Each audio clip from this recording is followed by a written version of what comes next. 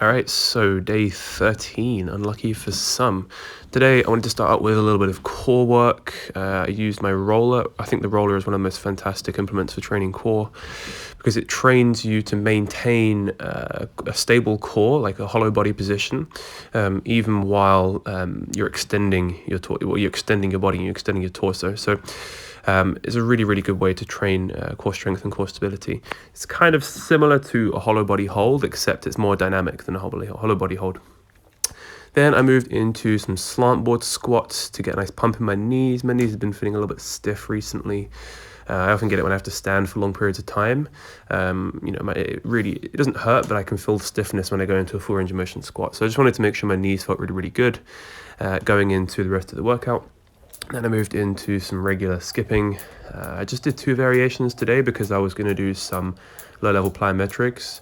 Again, the main focus of doing all the plyometrics and the skipping is just to build a really, really nice wide plyometric base, so that when I do move on to the more intensive plyometrics of sprinting and jumping, I do have some elasticity in my lower leg and my legs to draw on. So it's all about building the base, and I don't want to get injured. So it really is important to build up this. So I start off with some just pogo hops, just literally just trying to clear the cone. I think I hit one a few times. Then I did some single leg bounds. Each of these I probably did a total of 4 or 5 times, and it's 5 jumps. So it's pretty moderate to low volume. And again, the intensity is pretty low. I'm just landing and jumping on the same leg. Again, trying to keep a nice short ground contact time, landing on the ball of the foot, and thinking about the floor as being like hot coals. You're just trying to land and jump in the same instant, so you get a nice quick reaction, a nice quick short ground contact time. And then I also did some lateral bounds again for that multi-directionality. I didn't really feel confident enough to do these single leg, but I am going to develop myself to the point where I can do that. Then I figured I'd do a little bit of like weight training, so I did some staggered stance RDLs. I don't quite have the balance to do a single leg RDL yet, and there's not really much extra benefit from it. It's the one that you can load most effectively. So I did these, and then I supersetted them with some Peterson step-ups, or step-downs, or whatever you want to call them. And the reason I wanted to do this is because I feel like my training has been seriously lacking some unilateral components at the moment. And that's a perfect recipe for imbalances and for and then ultimately leading to injuries. You want to have both sides at least somewhat similar in strength. They're not going to be perfect, but you want to have at least somewhat similar mobility, strength, and power in both sides of your body, as well as stability as well.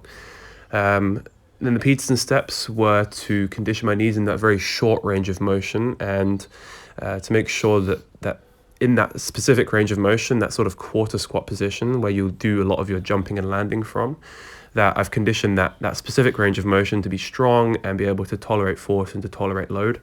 I know that's only a 10 kilo kettlebell in my hand. Again, I'm just going to gradually build up the weight over time. But the main function of all these exercises is just to build a really nice wide base, add lots of variety, so that I've got something to build up on top of. And then the last 2 exercises in the workout, I couldn't just neglect the upper body, so I figured I'd chuck in some overhead press, or kind of strict press. The form of these I used to do a lot more kind of like vertical forms, vertical wrists, like keeping the bar in the heel of my hand, kind of like with a bench press. But I figured it's more specific to weightlifting if I have the bar in the sort of like the top half of my palm, kind of in the middle of my palm, more towards the bottoms of my fingers. I find that's more applicable to weightlifting. Then I figured I'd do some L-sit supinated pull-ups. These are fantastic again for training the core. So instead of like when I did at the start of the workout with the rollouts, this is more of a contracted position. So when you do the rollouts, it's kind of a more extended position for the abdominal muscle, for the rectus abdominis, whereas when you're doing the L-sit pull-ups, you're keeping it in a much more flexed position and having to maintain strength there. So it's good to get training through all different parts of the range of motion, both isometric and moving through a full range of motion and partial range of motion. It's important to get everything. There's no such thing as like one of them being, there's not really one that's better or best. You just got to work through all of them and get good at all of them in order to get more athletic and just stronger in general. And yeah, the main aim, as I said, for this week was just adding lots of training variety and variance to make sure that I'm feeling fresh and good going into next week. And then, of course, at the end, you've got to do the obligatory physique or rib check, and there it is. See you guys tomorrow.